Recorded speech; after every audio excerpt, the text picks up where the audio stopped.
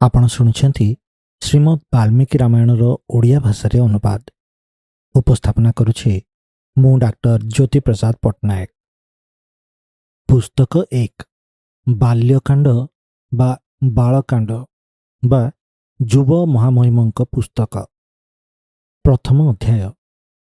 ଏହି ଅଧ୍ୟାୟରେ ନାରଦ ମହାମୁନି ଋଷି ବାଲ୍ମୀକିଙ୍କୁ ରାମ ଏବଂ ରାମାୟଣର ସାରାଂଶ ସଂକ୍ଷିପ୍ତରେ ବର୍ଣ୍ଣନା କରି କହୁଛନ୍ତି। ଶ୍ଲୋକ ସଂଖ୍ୟା 18 ଏବଂ 19 କ। ବିଷ୍ଣୁନା ସଦୃଶୋ ବୀର୍ଯ୍ୟେ ସୋମବତ୍ ପ୍ରିୟଦର୍ଶନଃ କାଳାଗ୍ନି ସଦୃଶଃ କ୍ରୋଧେ କ୍ଷମାୟା ପୃଥିବୀ ସମଃ। ଶ୍ଲୋକ ସଂଖ୍ୟା 19 କ। ଧନେନ ସମଗ୍ରଗେ ସତ୍ୟେ ଧର୍ମ ଇବା ପରଃ। ଏହି ଦୁଇ ଶ୍ଲୋକର ଶବ୍ଦାର୍ଥ ହେଉଛି ବୀର୍ୟେ ଅର୍ଥାତ୍ ବୀରତାରେ, ବିଷ୍ଣୁନା ସଦୃଶ୍ୟ ଅର୍ଥାତ୍ ବିଷ୍ଣୁଙ୍କ ଭଳି ବା ତୁଳନୀୟ, ସୋମବତ୍ ପ୍ରିୟଦର୍ଶନଃ ସୋମ ମାନେ ଚନ୍ଦ୍ର, ସୋମ ବା ଚନ୍ଦ୍ରଙ୍କ ସମତୁଲ ଆକର୍ଷକ, କ୍ରୋଧେ ମାନେ କ୍ରୋଧରେ ବା ରାଗରେ, କାଳାଗ୍ନି ସଦୃଶ୍ୟ ବିଶ୍ୱକୁ ଧ୍ୱଂସ କରିବା ଭଳି କ୍ଷମତା ଥିବା ଅଗ୍ନି ଭଳି ବା ସେହି ସମାନ, କ୍ଷମାୟା ପୃଥିବୀ ସମଃ ଅର୍ଥାତ୍ କ୍ଷମା କରିବାରେ ପୃଥିବୀ ଭଳି ବା ପୃଥିବୀ ସମାନ, ତ୍ୟାଗେ ମାନେ ତ୍ୟାଗ ଓ ପରୋପକାରରେ, ଧନଦେନ ସମଃ ଅର୍ଥାତ୍ କୁବେର ସମାନ, ସତ୍ୟେ ଅର୍ଥାତ୍ ସତ୍ୟ କହିବାରେ, ଅପରା ଅର୍ଥାତ୍ ଯାହାର କେହି ପ୍ରତିଦ୍ୱନ୍ଦ୍ୱୀ ନାହିଁ, ଧର୍ମଃ ଇବଃ ଅର୍ଥାତ୍ ସାକ୍ଷାତ୍ ଧର୍ମ ସମାନ। ଏହି ଶ୍ଲୋକର ସରଳାର୍ଥ ହେଉଛି ବୀରତାରେ ରାମ ବିଷ୍ଣୁଙ୍କ ସମାନ ଅଟନ୍ତି ଏବଂ ଅନେକ ରୂପରେ ସେ ଚନ୍ଦ୍ରଙ୍କ ସମାନ ଆକର୍ଷକ ଅଟନ୍ତି। କ୍ଷମା ଦେବାରେ ସେ ପୃଥିବୀ ସମାନ ହୁଅନ୍ତି, କିନ୍ତୁ କ୍ରୋଧରେ ସେ ବିଶ୍ୱକୁ ଧ୍ୱଂସ କରିବା ଭଳି କ୍ଷମତା ଥିବା ଅଗ୍ନି ସମାନ ହୋଇଯାଇପାରନ୍ତି। ପରୋପକାର କରୁଥିବା ସମୟରେ ସେ କୁବେର ଭଳି ହେଉଥିବା ବେଳେ ନିଜର ସ୍ପଷ୍ଟବାଦିତାରେ ସେ ନିଜେ ଧର୍ମଙ୍କ ସମାନ ଅଟନ୍ତି, ସତ୍ୟର ପ୍ରତିବିମ୍ବ ଯାହାର କେହି ପ୍ରତିଦ୍ୱନ୍ଦ୍ୱୀ ନାହାନ୍ତି। ଏହି ସମସ୍ତ ବର୍ଣ୍ଣନା ମହର୍ଷି ବାଲ୍ମୀକିଙ୍କୁ ନାରଦ ଶୁଣାଉଛନ୍ତି ରାମଙ୍କ ବିଷୟରେ। ଏଠି ବୀରତା ଶତ୍ରୁଙ୍କୁ ନାଶ କରିବା ପାଇଁ ଉଦ୍ଦିଷ୍ଟ, ଯେତେବେଳେ କି ଏହା ସ୍ୱୟଂକୁ କୌଣସି କ୍ଷତି ପହଞ୍ଚାଇ ନଥାଏ। ଯଦିଓ ରାମ ହିଁ ବିଷ୍ଣୁ, କିନ୍ତୁ ମାନବ ରୂପରେ ଅନେକ ଅବତାରର ପ୍ରକୃତି କାରଣରୁ ସେ ବିଷ୍ଣୁ ଉପାଧି ଭେଦରେ ଭିନ୍ନ ଅଟନ୍ତି। ଏଥିପାଇଁ ବିଷ୍ଣୁ ଓ ରାମଙ୍କ ତୁଳନାରେ ଏକ ଅନ୍ୟ ଦିଗ ବି ଦେଖାଯାଏ। ରାମଙ୍କ ବୀରତା ବିଷ୍ଣୁଙ୍କ ସମାନ, କାରଣ ସେ ଉଭୟ ସମାନ। ପୃଥିବୀ ବ୍ୟକ୍ତିଗତ ଭାବରେ ଶୋକ କରେ ନାହିଁ। ଯେତେବେଳେ ଲୋକମାନେ ତା ଉପରେ ଚାଲନ୍ତି, ଖୋଳନ୍ତି ବା କ୍ଷତି ପହଞ୍ଚାନ୍ତି, ଠିକ୍ ସେହିଭଳି ରାମଙ୍କୁ ବ୍ୟକ୍ତିଗତ ରୂପରେ କୌଣସି କ୍ଷତି ପହଞ୍ଚେ ନାହିଁ। କିନ୍ତୁ ଯଦି ସେହି ଆଘାତ ଧର୍ମ ପାଇଁ କରାଯାଏ ତ ସେ କ୍ରୋଧିତ ହୋଇ ଯାଆନ୍ତି। ଇକ୍ଷ୍ୱାକୁ ବଂଶରେ ଜନ୍ମିତ ରାମଙ୍କ ଅବତାର ଅତ୍ୟନ୍ତ ବୀର, ଶତ୍ରୁକୁ ବଶ କରିପାରୁଥିବା, ରାକ୍ଷସ ତାତକକୁ ନାଶ କରିଥିବା, ପରଶୁରାମଙ୍କ ଗର୍ବକୁ ଦଳନ କରିଥିବା ଇତ୍ୟାଦି ବ୍ୟାଖ୍ୟାନ ଦ୍ୱାରା ରାମାୟଣର ବାଲ୍ୟକାଣ୍ଡଙ୍କୁ ବର୍ଣ୍ଣନା କରାଯାଇଛି। ଏହାପରେ କବି ଅଯୋଧ୍ୟାକାଣ୍ଡ ବିଷୟରେ ଉଲ୍ଲେଖ କରୁଛନ୍ତି। ଏଠାରେ ମହାନ ରାମାୟଣର ସାର ବା ସଂକ୍ଷିପ୍ତ ବର୍ଣ୍ଣନା ଦିଆଯାଇଛି। ଏହି କଥାକୁ ବାଲ୍ୟ ରାମାୟଣ ବା ସାମସେପା ରାମାୟଣ ବୋଲି ମଧ୍ୟ କୁହାଯାଏ।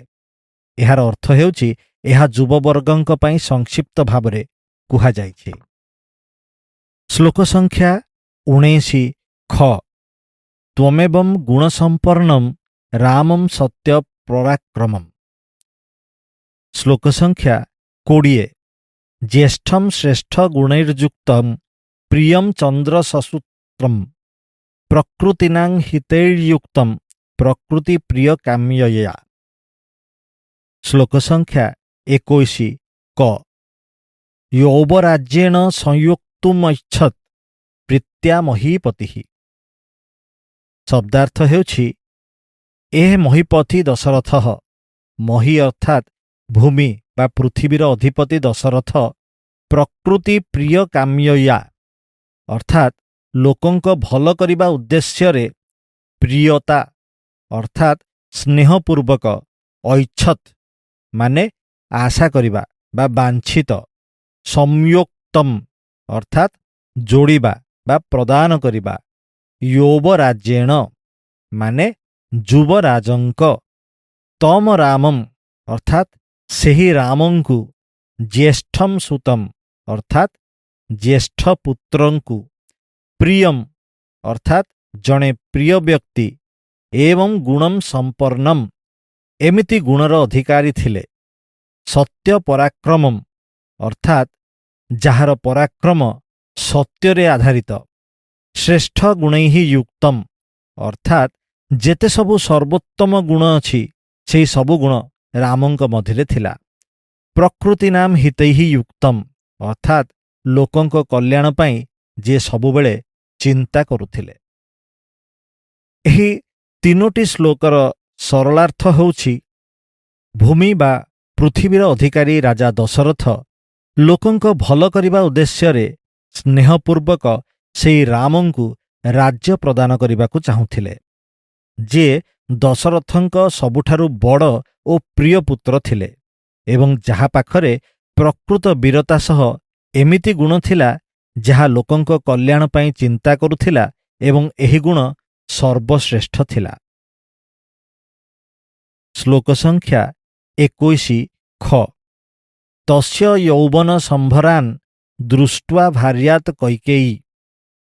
ଶ୍ଲୋକ ସଂଖ୍ୟା 22 ପୂର୍ବଂ ଦତ୍ତବାରା ଦେବୀ ବର୍ମନମ୍ ୟଛତ୍ ବିବାସନମ୍ ଚ ରାମସ୍ୟ ଭରତସ୍ୟ ଅଭିଷେଚନମ୍।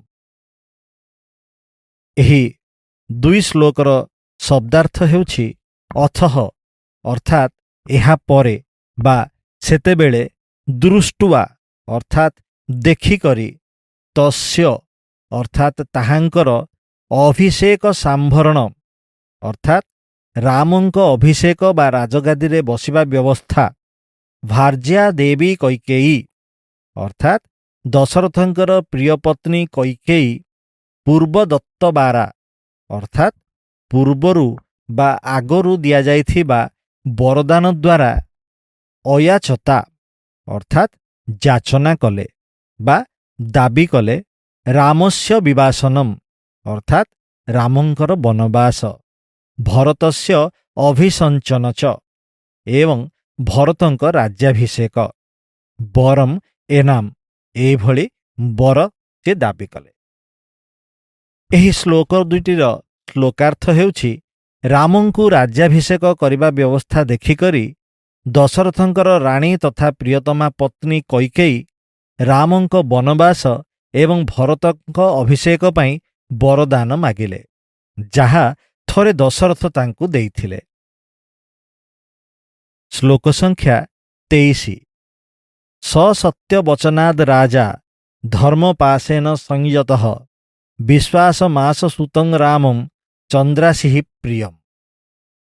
ଏହି ଶ୍ଲୋକର ଶବ୍ଦାର୍ଥ ହେଉଛି ସହ ରାଜା ଦଶରଥ ଅର୍ଥାତ୍ ସେହି ରାଜା ଦଶରଥ ସାମ୍ୟତଃ ଅର୍ଥାତ୍ ବାଧ୍ୟ ହୋଇକରି ଧର୍ମପାଶେଣ ଅର୍ଥାତ୍ ଧର୍ମର ଫାଶରେ ଫସିଯାଇ ସତ୍ୟବଚନାତ୍ ଅର୍ଥାତ୍ ନିଜେ ଦେଇଥିବା ସତ୍ୟବଚନରୁ ବା ନିଜର ସତ୍ୟବଚନ ପାଇଁ ବିବାସୟାମାସ ଅର୍ଥାତ୍ ରାମଙ୍କୁ ନିର୍ବାସିତ କଲେ ପ୍ରିୟସୂତମ୍ ରାମମ୍ ଅର୍ଥାତ୍ ପ୍ରିୟପୁତ୍ର ରାମଙ୍କୁ। ଏହି ଶ୍ଲୋକର ଶ୍ଲୋକାର୍ଥ ହେଉଛି ନିଜେ ଦେଇଥିବା ସତ୍ୟବଚନ ଆଉ ଧର୍ମର ଫାଶରେ ପଡ଼ି ରାଜା ଦଶରଥ ନିଜ ପ୍ରିୟପୁତ୍ର ରାମଙ୍କୁ ବନକୁ ଯିବା ପାଇଁ ନିର୍ବାସିତ କରିଦେଲେ। ଆପଣ ଶୁଣୁଛନ୍ତି ଶ୍ରୀମଦ୍ ବାଲ୍ମୀକି ରାମାୟଣର ଓଡ଼ିଆ ଅନୁବାଦ। ଯଦି ଆପଣଙ୍କୁ ଆମର ଏହି ଉପସ୍ଥାପନା ଭଲ ଲାଗୁଥାଏ ତାହେଲେ ଆମ ଚ୍ୟାନେଲକୁ ଲାଇକ୍ ଏବଂ ସବସ୍କ୍ରାଇବ୍ କରନ୍ତୁ ଏବଂ ନିଜ ବନ୍ଧୁମାନଙ୍କ ସହ ସେୟାର କରନ୍ତୁ।